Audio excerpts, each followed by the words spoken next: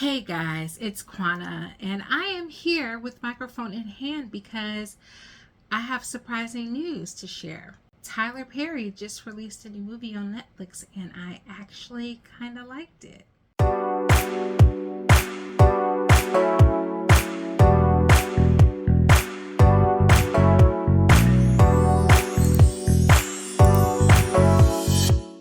So if you didn't hear all about it, this movie was actually produced by DeVon and also produced by Tyler Perry. And so I believe he worked with Tyler Perry to release it on Netflix through probably a very similar deal to what Tyler Perry's already been using. And it's called Ruth and Boaz. Now, it just recently dropped on Netflix, or if you're watching this in the future, it's probably somewhere streaming on the app right now. You can find it. And it stars Tyler Lepley and Soraya from Empire fame. And it retells the story of the book of Ruth from the Bible. Now, I wasn't actually planning to watch this, and when I started watching it, I actually did not know that Tyler Perry was at all affiliated with it, because you guys know how I feel about Tyler Perry.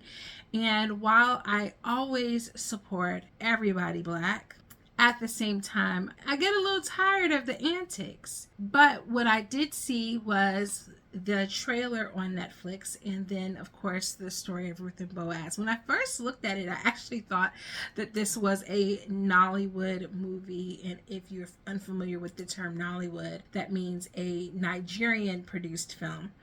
I was looking at just the thumbnail and not the actual trailer. It wasn't actually popping up. And so when I saw it, I just thought, oh, the way that the thumbnail looked, it reminded me of the Nollywood movies, which I support. I support the Nollywood movies, okay? Some of them. And I was like, okay, maybe one day I'll give it a chance. Though I am a card carrying member of the Bible Readers Association, I'm not that big on like Christian romance movies by trade, just because they really haven't been good since the ones that came out in the early 2000s, in my personal opinion. But we'll see what happens. So I was like, okay, well, let's sit down. It's got Soraya, it's got Tyler Lepley. This might be kind of interesting. Did not even know that it had the queen, iconic queen herself, Felicia Rashad, in it. So once I saw that, I was like, oh, I'm completely locked in. Now, just as a quick note, in case you've never heard of the story of Ruth from the Bible, basically, Ruth was married to this man, one of the two sons of this woman named Naomi. Naomi is married to this man. His biblical name is like Eli Marak or something like that. It's like a really long name. And they were married, and they lived in one place, and then they moved in order to basically grow their family. But her husband and her two sons, she actually had two daughters-in-law. Her two sons died, and her two daughters-in-law were like, grieving their sons. She was like, you know what? I don't have anything to offer you. My kids are dead, and y'all are still kind of young. I'm gonna go back home and live with my people. Y'all go back home and live with y'all people. It's okay. The Lord will bless us. And the other daughter basically was like, no, mama, don't let me go. And she's like, no, go, daughter. And so she was like, okay, deuces, I'm going to go and go back home to my family. And Ruth was like, no, mama, I'm staying with you. I'm going where you go. So they go back home, and she starts to try to, find food for them to eat. And so she basically goes to this farmer named Boaz, and is like following the women who are working his crops and catching like the loose crops for them, basically. And he sees her working hard, and he's like, oh, go get the water. I told the men to leave you alone. You can go get water from over there. I see you working hard, queen.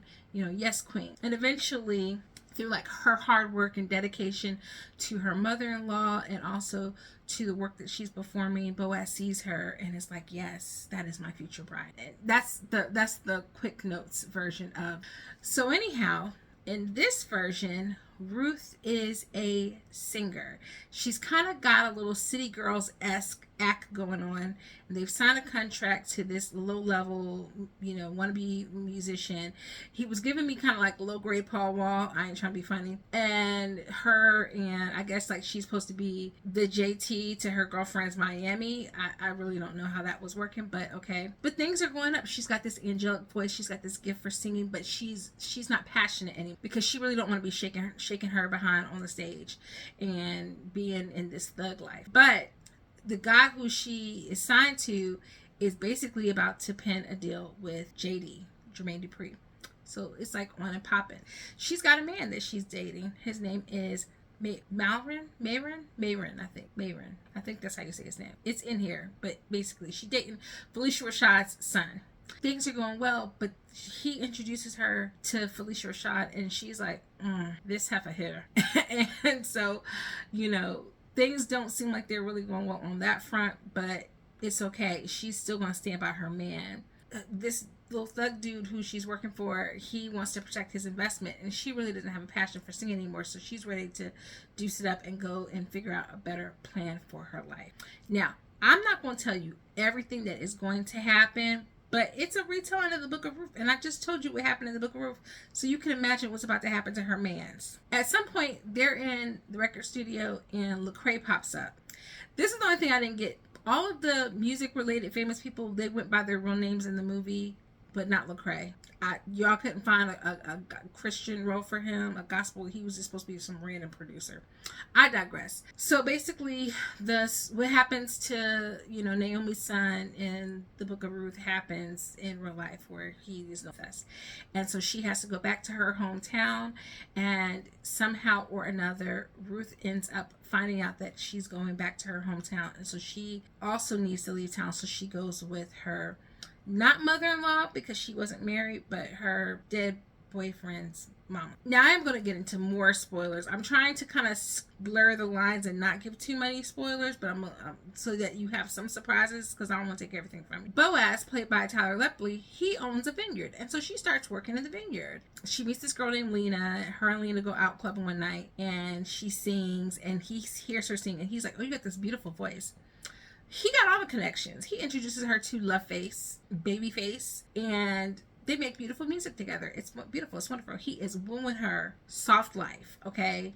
Doing all the things. Being a good man. He's good with his hands, and he works in the vineyard, and he's got money. They really sat down and they made a list of all of the things that Black women say that they want in a man, and they made sure to put it in this man. There's even a moment where he cries because she is so beautiful and she loves him so much. It's beautiful.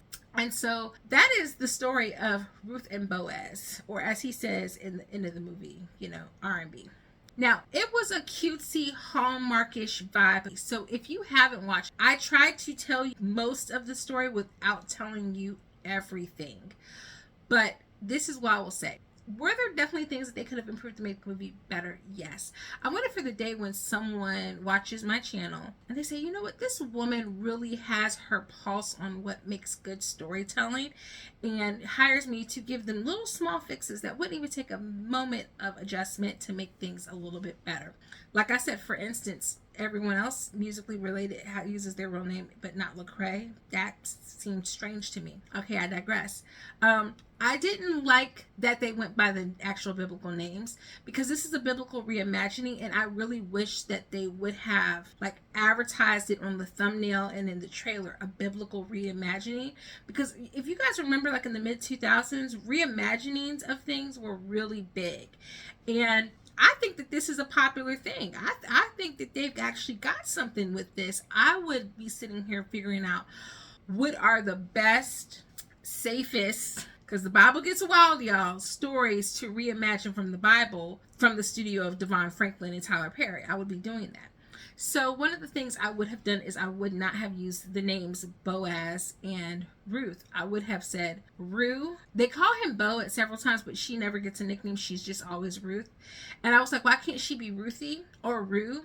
Because Ruth is kind of an old name. And she's supposed to be like a singer in a hip hop R&B group. I don't really know what they were because one girl was maybe rapping and then she was kind of sing rapping. I digress. So I thought, Rue would have been better, but maybe like they didn't want to do that with the whole like Euphoria thing. But I just felt like Ruth, that was too old school. So I would have given them completely different names. Not completely different, but I would have like blurred the names a little bit better. There's also a point where she starts singing kind of like country R&B, which in a post-Cowboy Carter world, we love it. We love it. We love to see it take over all the things. But I just didn't know how that kind of connected with more of like the Christian vibe of it all. Like I thought that she was going to go more Christian, but she goes more like cowgirl. It was cutesy. I didn't mind it. This felt like one of those stories where the story might have been workshopped by somebody completely with no racial inclinations, and they could have put anybody, any racial background, they could have had the same story. They would not have to have changed a thing. I mean, other than like maybe the griminess of like what I assume was maybe they lived in Atlanta and like set it someplace else, but they could have it could have been set in Miami. It could have been set in San Diego or San Francisco. Like you could have made them any racial background at all. Another thing that I would have changed is there is a major moment in the story that I didn't give the plot away to, but where, because they start this story with Naomi not liking Ruth, and then Ruth has to win Naomi over, some of the actions don't make sense. And it's Felicia Rashad, and in the movie she's willing to go off on people. So I didn't understand like how she would just sit here and passively go along with this girl trailing her across the country, and if she really didn't want her to go. They also get over, well, not Felicia Rashad. We see Felicia Rashad grieve, but we never really see Ruth. She grieves for 2 seconds. Like she just lost her man's, yes, Felicia lost her son, but she just lost her man's, and she claimed that they was all in love. So that was a little weird. I think they could have thrown in a little something of her like grieving the loss of her man. I think there should have been some kind of montage to indicate the passage of time. And I think the problem was they tried to figure out how to work the catalyst for her wanting to leave with the story of what happens with Boaz. Or not Boaz, with Naomi's son. They tried to work that in there in a way that was like clever, and I just think that it just did not work. And I think that messed up the flow of the story, because realistically she should have been grieving. She moves on from him way too fast, and I can't think of a single mother like, yes, you see this girl is here, she's helping you, she's taking care of you, great, you love her like a daughter, absolutely, but like, you moved on from my son really quickly. That's interesting and strange to me. So I just didn't like that part of it. There was, y'all, I'm gonna tell you right now, the acting in this, you're not gonna be watching this for the acting. It's just like any run-of-the-mill garden, Hallmarky kind of movie where they're doing their best. I didn't mind Tyler as much, although the scene where he starts crying, it was giving me a little too much. Soraya, I love her voice. She's never been a great actress to me. She's passable, I think, because her voice was necessary for this role, so it compensated for the lack of the acting. Felicia was bringing it. I also did think from a narrative standpoint, I didn't like how much Felicia was narrating the story. I wish that they would have let the story just tell itself, and she could have just narrated the beginning and the end. It was too much of her narrating throughout the whole story. And there was one moment where I thought we were going to get more backstory with her character and the pastor of the church that she used to attend. And then we don't really get as much backstory about that I thought we were going to get. There were hints of things, but again, because you didn't really do a montage to show that they had been living there for some time, and to show how much time had kind of passed, I think it just wouldn't have made sense to include that in there. So while the movie had some flaws, I actually did not mind. Thought, first of all, props for getting like an actual vineyard and actually using real sets and like real locations. Absolutely applauding that, because we don't see that as much in Tyler Perry's work as I would like. So it definitely felt like money was spent, that there was a budget, which I appreciated 100%.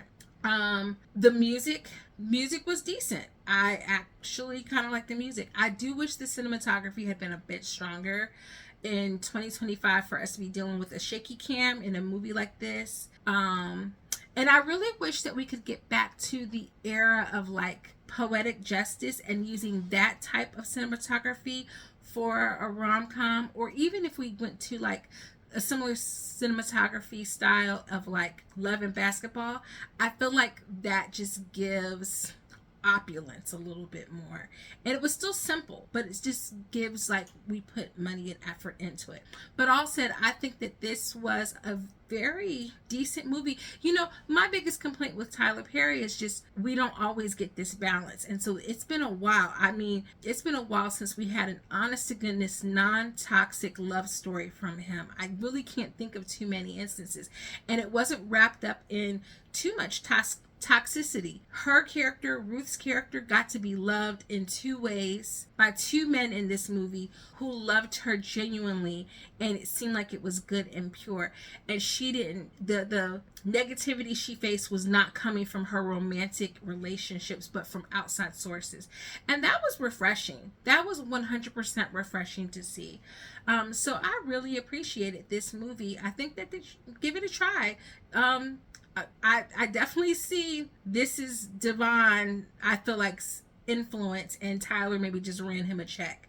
But I always say Tyler does not have to make everything. Sometimes he could just support by cutting people a check. I didn't mention the director of this is Alanna Brown, and I did take some notes. The notes over here. She did an episode of Blind Spotting, a show that I actually really enjoy. It's got Jasmine Cephas Jones in it, and the writers on this were Michael Elliott, who wrote Just Right. It's up on my shelf somewhere. Brown Sugar and Aaliyah, the Princess of R&B. We're gonna forgive him on that one. And then Corey Trinan, who wrote Woman Thou Art Loosed on the Seventh Day. So yeah, this was a decent watch. If you got like a good 90 minutes and you want to watch something, you know, cozy and lovey-dovey, check out Ruth and Boaz and let me know in the comments what you thought. All right, until next time, toodles.